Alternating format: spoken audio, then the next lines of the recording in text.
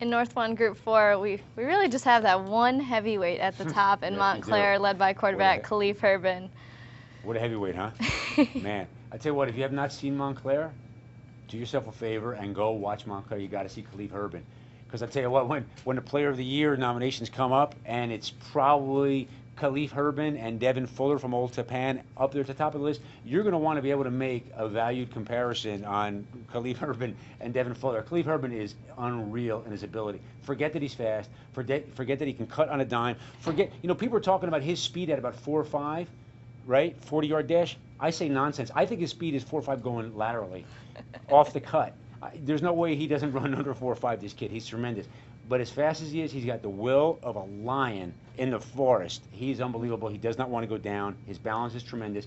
And he has got a tremendous football team around him. East Orange, which is also outstanding. They found that out 2 weeks ago when they lost to Montclair, 35-7. It's not just Khalif Herbin.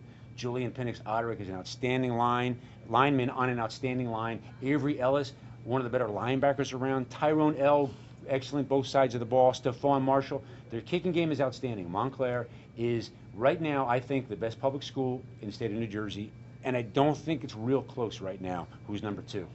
Well, it looks like you think they're going to win it all. Everyone else will call a dark horse, but you think North Bergen's going to be the one to ultimately take them on in the championship. Exactly. I think there's a lot of dark horses in Section 1, Group 4. I really do. We talked about that. But North Bergen at 5-4 is as tough and as hard-nosed a 5-4 team you're going to find. First of all, they played a very tough schedule. Let's be clear. They lost to a Sparta team that just jumped into the top 20, 15-14.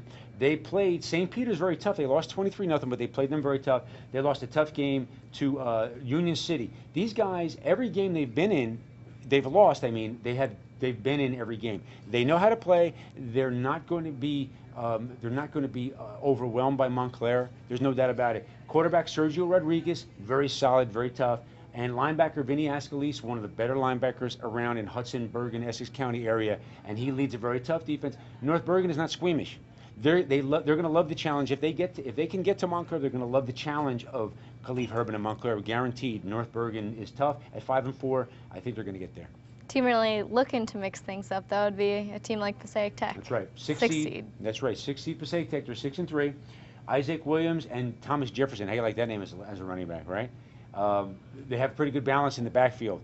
And the reason they can do some things is because Montclair sits at number 1, and I think after number 1, really, truly, honestly, a lot of teams have a chance here. And Passaic Tech at 6, they'll play 3 in the first round, and they avoid Montclair. So I think any team that avoids Montclair in the first round has a chance to get to the final. Passaic Tech could be that team.